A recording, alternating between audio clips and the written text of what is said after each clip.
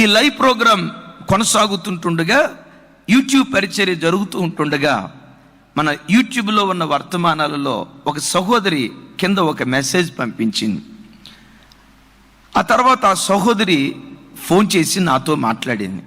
అన్నయ్య, నా చరిత్ర, నా పేరు మీకు చెప్తున్నాను, నా పేరు మాత్రం మీరు చెప్పొద్దు, కానీ నాకు పట్టిన గతి ప్రజలందరికీ మీరు తెలియచేయండి. ఎందుకమ్మా, ఏం జరిగింది? అన్నయ్య, నేను ఒక భక్తి కలిగిన క్రైస్తవ కుటుంబంలో పుట్టాను. నా తల్లి తండ్రి భక్తికి నిలువుటద్దం, భక్తికి వాళ్ళు నిదర్శనాలుగా ఉండేవాళ్ళు. నేను చిన్నతనం నుంచి సండే స్కూల్లో పెరిగాను. యూత్ రిట్రీట్లో పాలు పంపులు పొందేదాన్ని. అద్భుతం, ఇంటర్మీడియట్లోనే బాప్తిస్మం తీసుకున్నాను. ఇంజనీరింగ్ చేశాను. హైదరాబాద్లో ఓ సాఫ్ట్వేర్ కంపెనీలో ఓ చక్కటి అద్భుతమైన ఉద్యోగం వచ్చింది. ఆ రోజుల్లో నెలకొచ్చి 70,000 రూపాయలు సంపాదించేదాన్ని. అమ్మా, అంతా బాగుంది కదా, ఇంతకీ విషాదకరమైన పరిస్థితి అన్నావు ఏంటమ్మా? ఇక్కడే జరిగింది అన్నయ్య. హైదరాబాద్ పట్టణంలో నేను సాఫ్ట్వేర్ ఇంజనీర్గా ఉద్యోగం చేసేటప్పుడు అప్పటి వరకు ప్రతిదీ చక్కటి నిర్ణయాలు నేను తీసుకుంటా వచ్చాను. ఆ సాఫ్ట్వేర్ రంగంలో నా కొలీగ్ నన్ను ఇష్టపడ్డాడు. అన్యుడు, దేవుణ్ణి ఎరగనివాడు. నేను దైవభక్తి కలిగిన దాన్ని. అతడు అందగాడు, నాకులాగే స్థితిమంతుడు. నా దగ్గరకు వచ్చి మాట్లాడాడు. అయ్యా, నేను క్రైస్తవురాలిని, పుట్టినప్పటి నుంచి దైవభక్తిలో పెరిగిన దాన్ని. మీరు అన్యులు, వివాహం చేసుకుంటే పరిస్థితులు తలకిందులు అవుతాయి. సారీ, నేను ఇష్టపడలేదు. మీరంటే వ్యక్తిగతంగా ఇష్టమే, కానీ భవిష్యత్తు పరిస్థితి వేరైపోద్ది అని చెప్తే అతడు నా దగ్గరకు వచ్చి నా మీద ఒట్టేసి, నీకోసం నేను బాప్తిస్మం తీసుకుంటా, నీకోసం నేను యేసు ప్రభు నమ్ముకుంటా, నీకోసం యేసు ప్రభే నిజదేవుడిని నా బ్రతుకు కాలమంతా ఆయనని సేవిస్తా, నీకోసం ఏదైనా నేను చేస్తా అని అన్నాడు. అన్నయ్య, ఆ మాట అంటంతో నేను అన్నాను, ఓకే, ఆ యేసు ప్రభు నువ్వు అంగీకరిస్తాను అని అంటున్నావు, సంతోషం. దానికోసం అయితే నేను వివాహం చేసుకోవడానికి నేను ఇష్టపడతాను.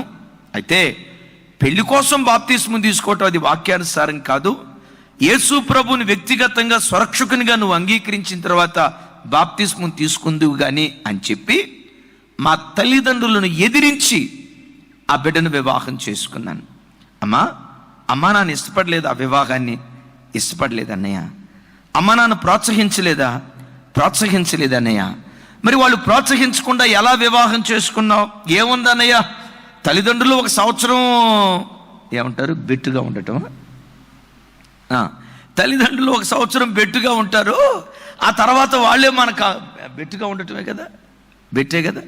తల్లిదండ్రులు 1 సంవత్సరం బెట్టుగా ఉంటారు, తర్వాత కొడుకో కూతురో మనవడో మనవరాల్లో పుడితే వాళ్ళే పరిగెత్తుకుంటా వస్తారు. అమ్మా నాన్నల బొట్టలు వేయటం ఎంత పని అన్నయ్య అని అనుకొని అమ్మా నాన్నల్ని ఎదిరించి వివాహం చేసుకున్నాను అన్నయ్య. నేను తీసుకున్న ఆ ఒక్క తప్పుడు నిర్ణయం ఈరోజు చావాలో బ్రతకాలో అర్థం కాక గందరగోళంలో పడిపోయాను అన్నయ్య అండి.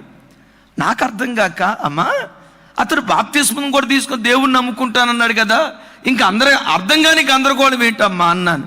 అన్నయ్య, 6 నెలలు సజావుగా మా కాపురం సాగింది. 6వ నెల తర్వాత నా దగ్గరకు వచ్చి, నేను వెళ్ళే గుడికి నువ్వు కూడా రావాలి, నేను పూజించే దేవుణ్ణి నీవు కూడా పూజించాలి. ఏమండి, నేను బాప్తిస్మం తీసుకున్న పెట్టనండి, ఇంటర్మీడియట్లోనే యేసుక్రీస్తును స్వరక్షకునిగా అంగీకరించానండి. యేసు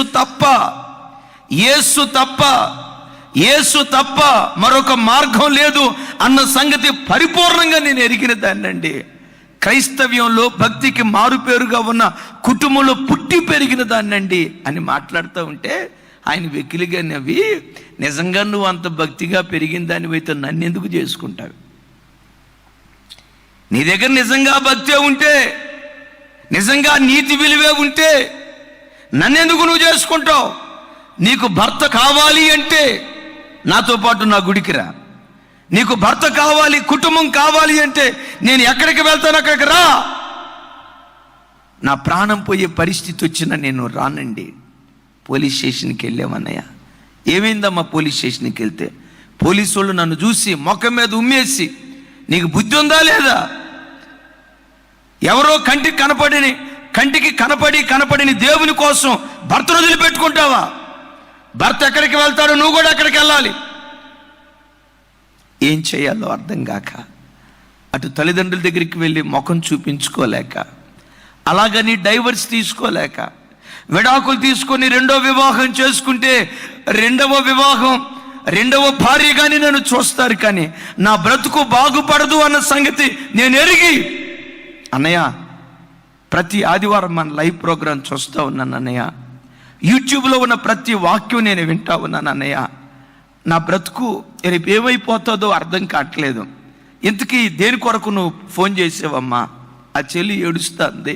అన్నయ్య నా పేరు ఎవరికి చెప్పొద్దు, కానీ నాకు పట్టిన గతి ఏ క్రైస్తవ సహోదరికి పట్టకుండా ఉండునట్లుగా ఒక చిన్న తప్పుడు నిర్ణయం బ్రతుకును ఎలా నాశనం చేస్తుందో క్రైస్తవ సమాజానికి తెలిసేటట్లుగా నా పరిస్థితి చెప్పమని మీకు చెప్తున్నాను అన్నయ్య. ఇంతకు మించి నేను మీ దగ్గర నుంచి ఏం కోరుకోవట్లేదు. ఆ బిడ్డ ఏడుస్తా ఒక మాట అంది, అన్నయ్య తల్లిని తండ్రిని దూషించేవాడు, తల్లిదండ్రులకు దుఃఖపెట్టే ఆ బిడ్డల కళ్ళు లోయకాకులు పీక్కొని తింటాయని, వాని దీపం కారు చీకటిలో ఆరిపోతుందని బైబిల్లో రాయబడి ఉంది కదా. ఆ మాట లోతు ఆ రోజుల్లో నాకు అర్థం కాలేదన్నయ్య. తల్లిదండ్రుల మాటకు వ్యతిరేకించి నా సొంత ఆలోచన ప్రకారం అడుగు వేసిన తర్వాత అన్నయ్య ఆ వాక్యం ఎంత భయంకరమైందో ఈరోజు నాకు అర్థమైంది. ఈరోజు వాక్యం వింటున్న బిడ్డలారా, నీ జీవితంలో 99 మంచి నిర్ణయాలు నువ్వు తీసుకున్నా, ఒక చిన్న తప్పుడు నిర్ణయం నీ జీవితాన్ని అతలాకుతలం చేస్తుంది అన్న సంగతి గ్రహించు.